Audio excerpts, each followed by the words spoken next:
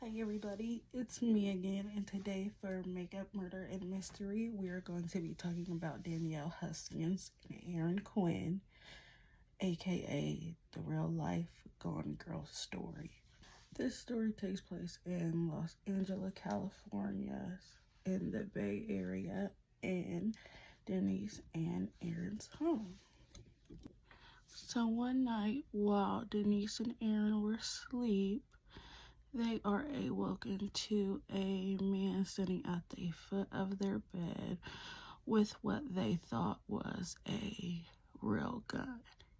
So, of course, Denise, being the first one to wake up and see this mysterious man right there, she doesn't scream or do anything to startle Aaron out his sleep.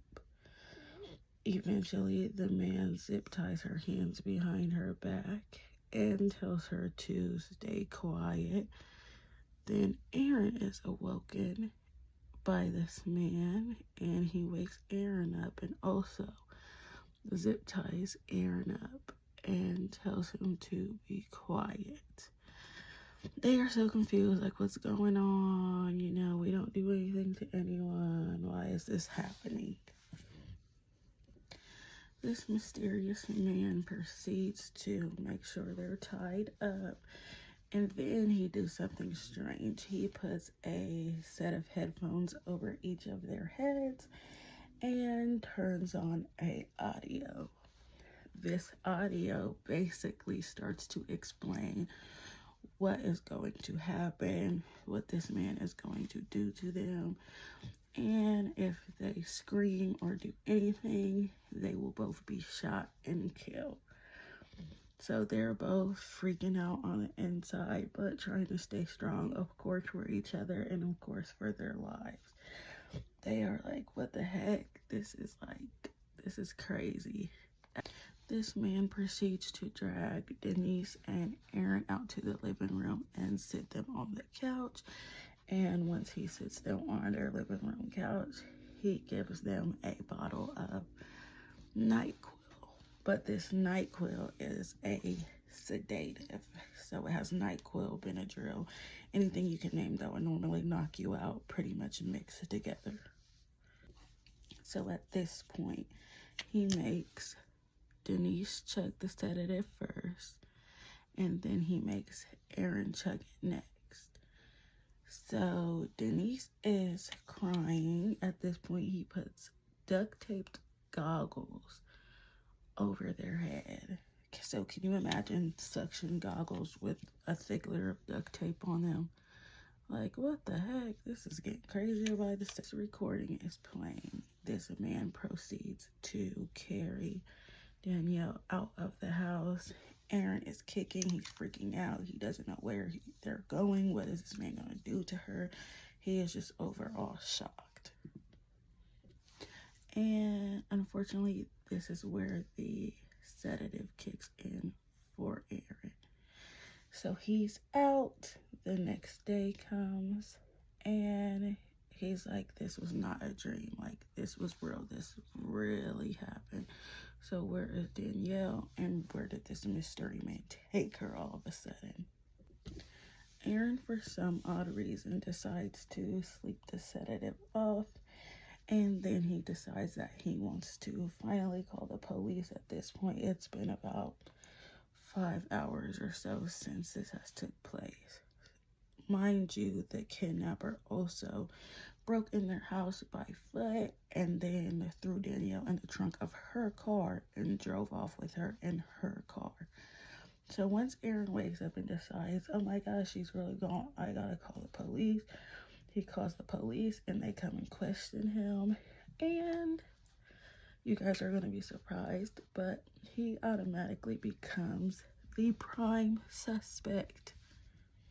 Now, I don't know if they thought because they lived in the Bay Area that they could sleep with something unlocked, but the police was just not buying the story of this mystery man coming in the house, putting taped up goggles on their face, giving them sedative with a audio book type of thing on. A little bit of blood there was, and not to mention that Aaron had recently just got caught cheating on Danielle with his ex-girlfriend, and Danielle was threatening to leave him. So while all this was going on, Danielle says she was still awake in the trunk of her car, just listening to where they were going, and she said they jumped on the freeway, and then they drove on the freeway for a couple miles, and then they got off the freeway and got onto a gravel-like road. Then she switched cars. She said once this car started up, it had a loud start, sort of like a Mustang. And they pull off in this car, and next thing you know, the sedative finally kicks in for Danielle, and she is out. So Danielle is on the way to some remote location with some whacked out dude, and Aaron is at home at the police station. At this point, it's done been about 18 hours. He's been questioned. He's been asked for a lawyer. They're not letting him get a lawyer. They just want him to say he did something to Danielle because he got caught cheating. He snapped, but he's like, no, I promise this really happened. I did not do anything to Danielle. So Danielle and this man finally arrive at some remote cabin. Don't know where. She just said she could hear the trees and like smell it, I guess. So he puts her in a room in the cabin, and he starts explaining to her that he is an ex-Marine, a graduate from Harvard, and that he is just like very well connected, and that if she escaped or tried to do anything, basically he could hunt her down and kill her or her whole family. So at this point, Danielle is just in survival mode, believing everything this man is saying and just hoping she can make it out alive to see her family and possibly Aaron again. She's also worried about, is Aaron okay? First 24 hours. So mind you, Aaron is still in the police station with the police. They never let him go. They still think he is their guy. Like, can you say lawsuit? Because, so as Aaron is being asked the same questions over and over again, like repeatedly, Danielle is about to endure a whirlwind of trauma. The man comes in the room and sets up a camera. Colleagues from this agency he works at wants him to film him having, with Danielle. At first, she starts to whimper and she's like, no, I don't want to do this. But then she's thinking like, it's fight or flight. Gotta tough it up and do what I need to do to get out of here. So after this SA is over with, the guy just goes out into the living room and Danielle asks if she can take a shower. He proceeds to tell Danielle, since you were so cooperative with the scene, quote unquote, yeah, she can get in the shower. So he takes her goggles off. At this point, he thinks he can trust somebody that he kidnapped for some weird reason. Delulu. He lets her take off her goggles and puts her in the shower. She takes a shower and asks if she can go back into her room, which he allows her to. And he puts her goggles back on and leaves her alone for a while. Danielle goes back to sleep. Hours pass by and he comes back in the room again with the camera and tells her that scene didn't look real. My colleague said we need to refilm that scene and you need to look like you're into it to where it looks consensual. So that way if you try to run to the police, I can give them this video and say everything was consensual.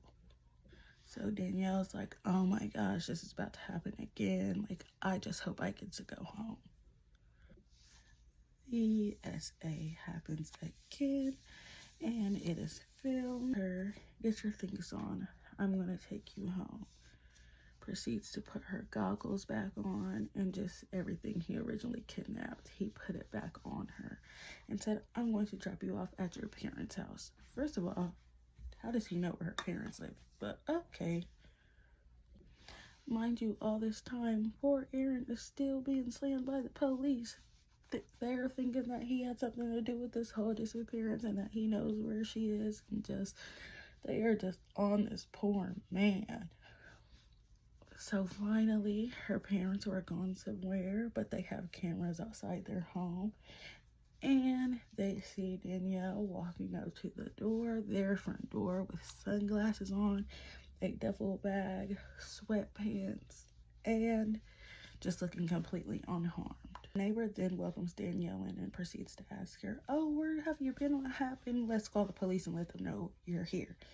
So her neighbor sneaks off and calls the police and her parents and lets them know that Danielle's there, and the police shows up instantly and start accusing Danielle of faking her disappearance.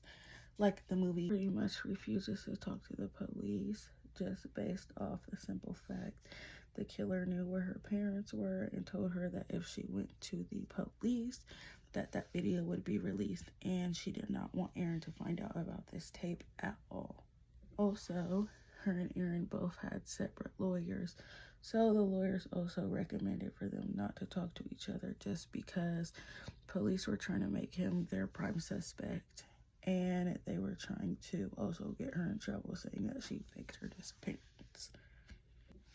So they are just going through all this, and all they want to do is just see each other. Finally, Danielle agrees to go to the hospital for a RA kit, and because she took that shower, all evidence was gone, but the police department had no choice but to leave her alone.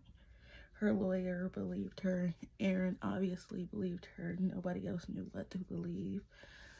So that was just that for her. Until one day, this guy decides he's going to try to strike again with his taped up goggles and his sedative. He attempts to break into another person's house to steal their teenage daughter, but the dad ultimately fought him off and he ran out the back door.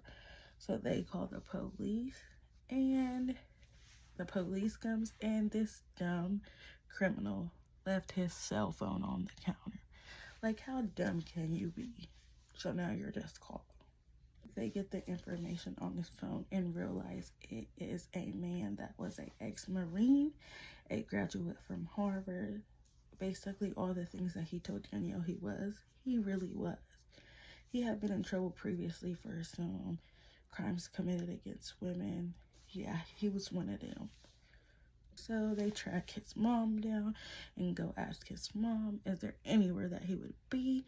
He is wanted for this heinous crime against this girl. And she says, yes, I have a cabin at this location. Police go up to this location trying to locate this male, and they find a stolen white Mustang. So they open up this Mustang looking for potential evidence, and they find goggles with tape, and the tape have blonde hair on them, the color of Danielle's hair. So they take this in for DNA testing because they're putting two and two together, like this could be the man that kidnapped Danielle Huskins. Finally, they get a warrant and they get into the cabin and they find the camera set up, just everything exactly how Danielle described it. And they found the tape of him SAing her. So they put out a warrant for him and they end up catching him. And he goes to jail for the kidnap, break-in, and assault of Danielle Huskins and Aaron Quinn, and the attempted robbery of the new family. Danielle and Aaron finally get to see each other, and they're like, we want a public apology from this police department for accusing us of lying, setting up our own kidnappings. We never did such things. So the police issue this petty apology. This man was caught and sentenced to life in prison where he belongs, and Danielle and Aaron went on to live a happy life, and they now have 2 daughters. But Danielle is now very cautious over her daughters and watches every little thing, and also home safety is a very big thing for her now, because when they thought they were safe in their own home, they weren't. And this is just another story of how you need to stay safe. Hit the like and subscribe.